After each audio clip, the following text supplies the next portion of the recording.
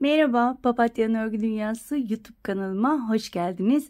Bugün sizlerle beraber bu gerçekten çok şık duran motif modelini çalışacağız. Yapımı oldukça kolay, çabuk ilerleyen bir model. Daha dün Pinterest'te gördüm ve hemen bu modeli çıkarıp sizlerle paylaşmak istedim. Gerçekten de çok güzel oldu. Ayrı ayrı tığlarla, ayrı ayrı iplerle ördüm. Bu ördüklerim Alize Angora Gold şal ipiyle ördüm arkadaşlar. Şunları da grileri de aynı şekilde şöyle göstermek istiyorum. 2 milimlik tığ ile örülmüş, 3 milimlik tığ ile örülmüş, fark bu şekilde arkadaşlar.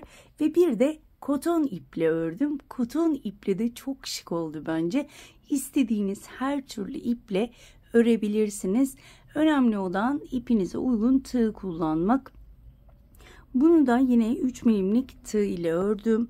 Şöyle size 2 milimlik ve 3 milimlik tığ ile ördüğümün ebatlarını vermek istiyorum.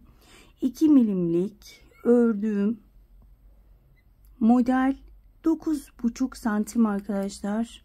Hemen 3 milimlik tığ ile ördüğümü de şöyle bir ölçelim. 12 santim. Evet, bayağı bir fark ediyor. Evet arkadaşlar, isterseniz hemen bu güzelliğin yapımına geçelim. Geçmeden önce minik hatırlatmamı yapmak istiyorum. Biliyorsunuz ki kanalım tamamen ücretsiz.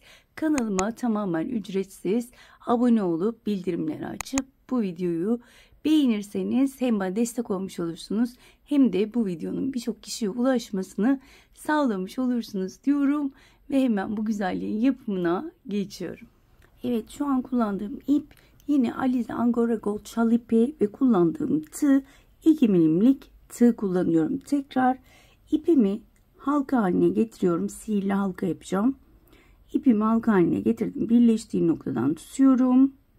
Ve tığım içinden geçirip 1, 2, 3, 4, 5 tane zincir çektim.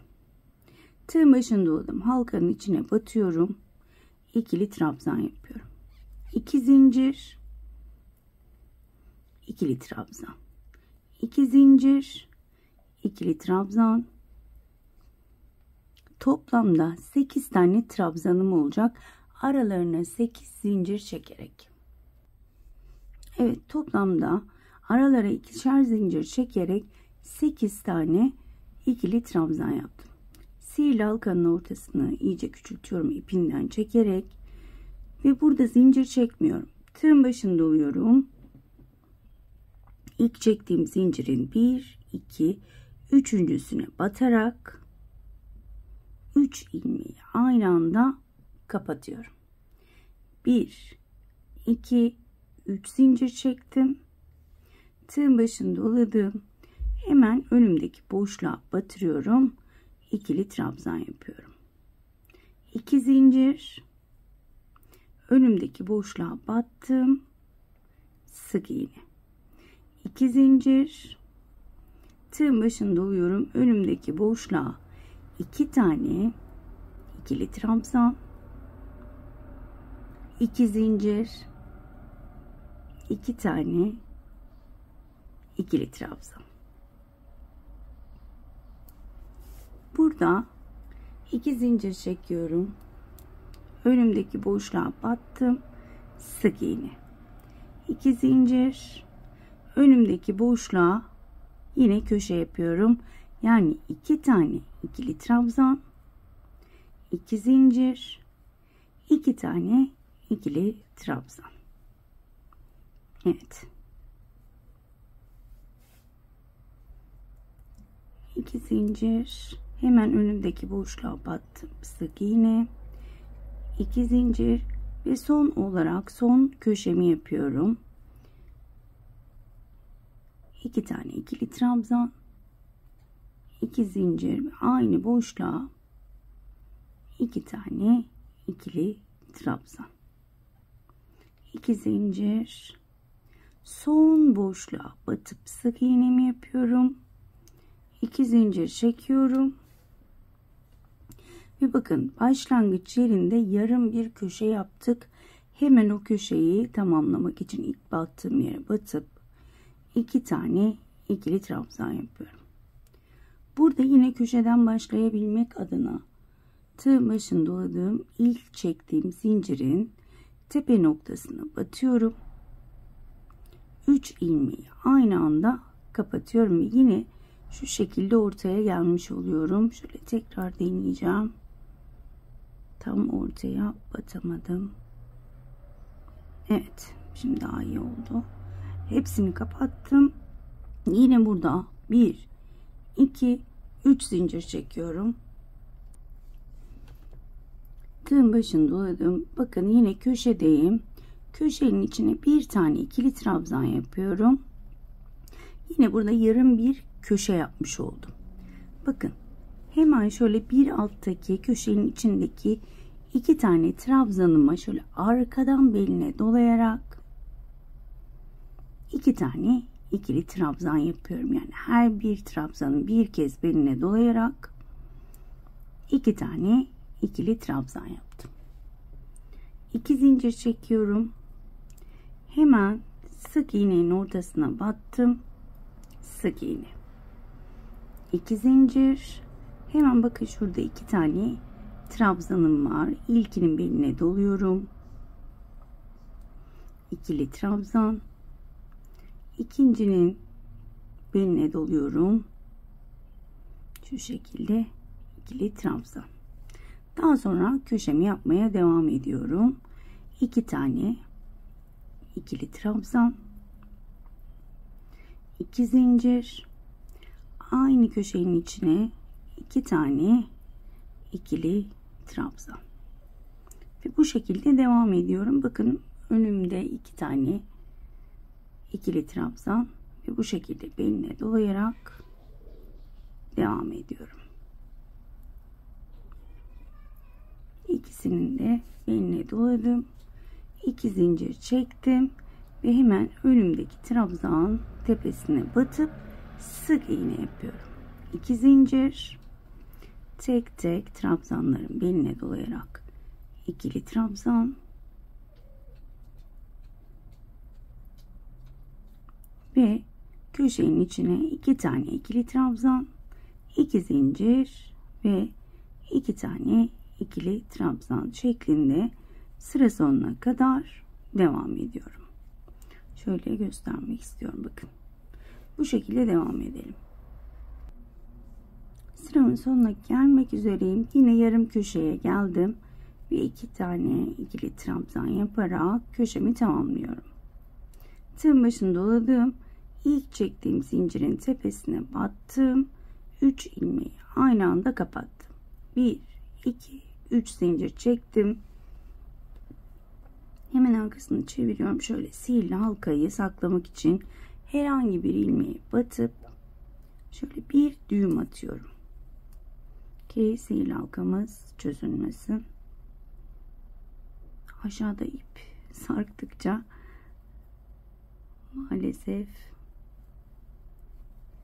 odaklanamıyorum. Hemen bunu kesmek istiyorum şu anda. Evet. Şimdi bir sıraya geçtiğimizde yine aynı şekilde devam edeceğiz. Şu ortası birazcık değişecek. Şimdi yine köşeyi yarım olarak başlıyorum. Çektiğim zincirle beraber 2 tane ikili trabzan. Bakın burada 4 tane ikili trabzanın beline de arkadan beline dolayarak 4 tane ikili trabzan yapacağım. 2 3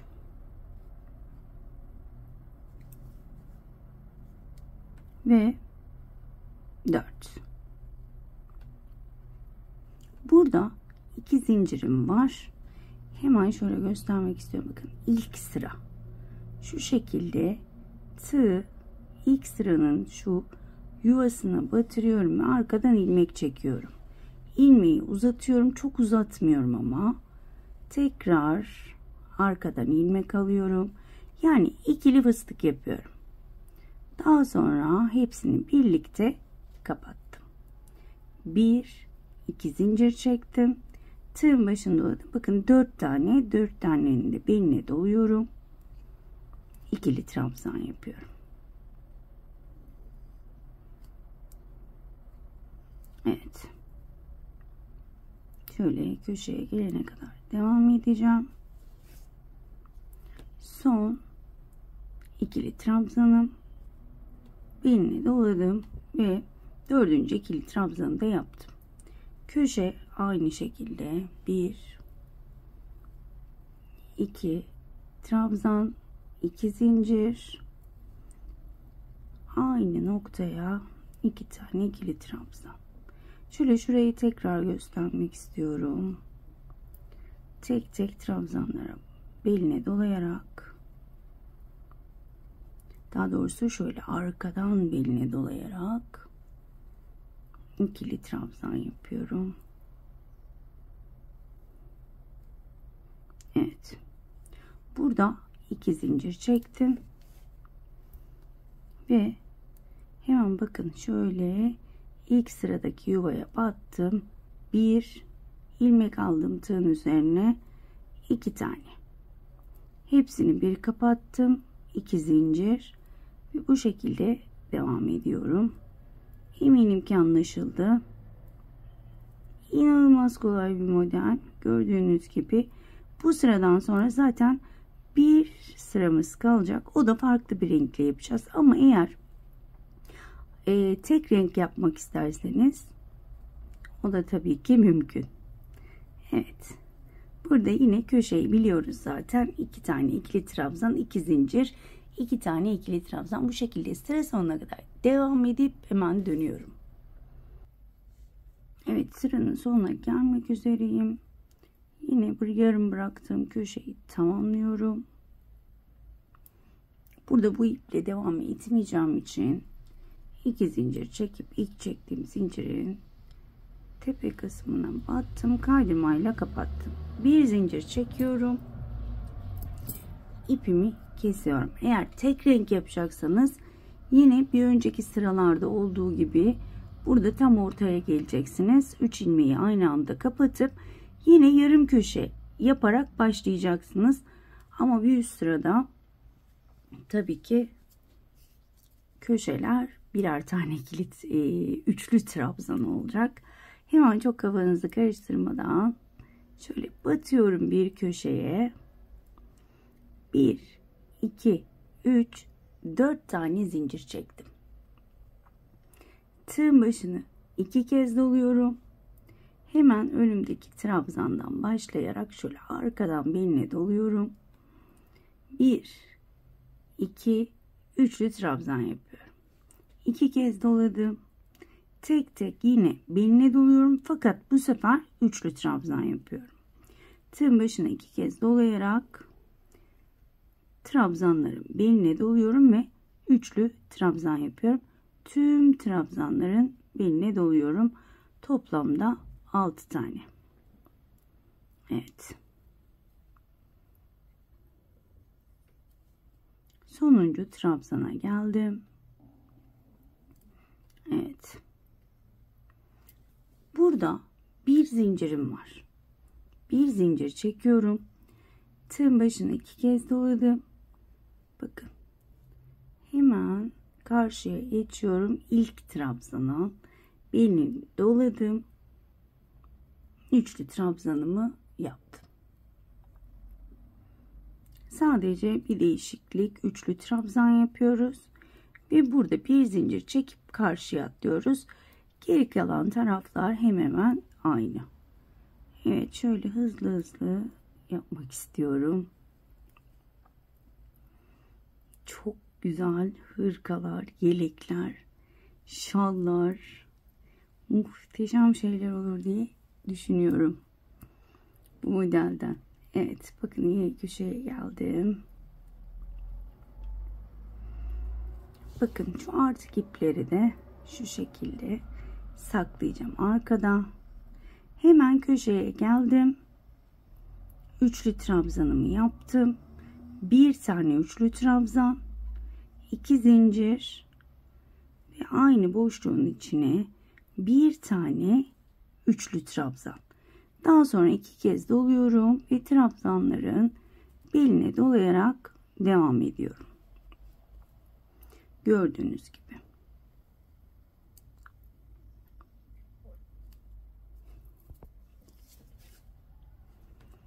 İki kez doladım. Tek tek. Bu şekilde devam ediyorum. Aslında eminim ki anlaşıldı. Ama ben yine de şöyle burayı bir sefer daha geçmek istedim. Evet. Bakın son trabzanı da yaptım. Burada bir zincir çekiyorum. Tığın başını 2 kez doladım. Bakın son trabzan hemen karşıdaki ilk trabzan. Beline doladım. Ve bu şekilde devam ediyorum. Şöyle eminim ki anlaşıldı arkadaşlar. Sıra sonuna kadar devam edip dönüyorum. Evet, sıranın sonuna geldim. 2 kez tığın başını doluyorum. Bir tane üçlü trabzan yaptım. 2 zincir. İlk çektiğim zincirin tepesine batıyorum. Kaydırmayla kapatıyorum. Bir zincir çektim. İpimi kesiyorum ve gördüğünüz gibi motif hazır. İlk ördüğünüzde şöyle eciş bücüş görünebilir. Zaten şal ipiyle ördüğümüz için tabii ki öyle olacak. Muhakkak buhar tutmanız gerekiyor. Ütülemeniz değil. Şöyle size hemen kamerayı kapatmadan ütüyü açmıştım. Şöyle göstermek istiyorum nasıl yaptığımı. İpleri saklayayım. Daha düzgün görünsün. Bir takipçinin biri yazmış, takipçimin biri sizin motifleriniz nasıl kalıp gibi görünüyor, biz yapamıyoruz diye. Ben de aynen sizin gibi örüyorum. Bakın ördüğümde aynen hepimizin aynı şekilde arkadaşlar. Şöyle motiflerimiz eciş bücüş olur. Bu şekilde bakın. Bunu bu şekilde elimle düzeltiyorum. Elimle düzelttim. Ütümü aldım. Bakın ne kadar mesafe var. Şu şekilde üzerinden buharı tutuyorum. Şöyle kulaklarından uzatıyorum. Biraz bekliyorum. Bakın. Bunu birkaç kere yapacağız. Ütü gibi hemen maalesef düzelmiyor. O yüzden şöyle birkaç kez üzerinden geçiyorum. Şöyle tırnaklarımda tutuyorum. Tırnaklarınızla tutmak istemezseniz şöyle buralara birer tane toplu iğne koyarsanız üzerine buhar tuttuğunuzda bu şekilde kalıp gibi kalacaktır. Gördüğünüz gibi bakın. İkisi de eşit oldu. Bu şekilde ben birkaç defa üzerinden geçiyorum. İyice açılması için kesinlikle ütüyü değdirmiyorum. Sadece buharını gösteriyorum. Zaten buhar gördüğü zaman sıcacık kalıyor. Şal ipi de olduğu için sadece şal ipine değil, ben tüm ördüklerime aynı şekilde buhar tutuyorum. Ne ezilme ne büzülme, gördüğünüz gibi şahane bir şey oluyor. Bu şekilde arkadaşlar, ben şimdi biraz az tuttum buharı ama sizler 3-4 defa tutup şöyle elinizle düzelttiğinizde, kesinlikle ütüyü değdirmeyin ama şöyle elinizle düzelttiğinizde gerçekten ortaya mükemmel bir şey çıkıyor. Umarım ayrıntılı bir şekilde anlatabilmişimdir. Umarım anlatımımdan memnun kalmışsınızdır. Hemen unutmadan birleştirmeden bahsediyorum. Benim örerek birleştirdiğim birçok videom var. Bu da aynı şekilde örerek birleştirebileceğiniz bir model. 3 taraftan da zincirleri birbirine geçirerek birleştirebilirsiniz. Ya da tümünü bu şekilde birleştirebilirsiniz. Dikerek birleştirebilirsiniz. Tamamen size kalmış. Bir videonun daha sonuna geldik. Kendinize çok iyi bakın. Hoşça kalın.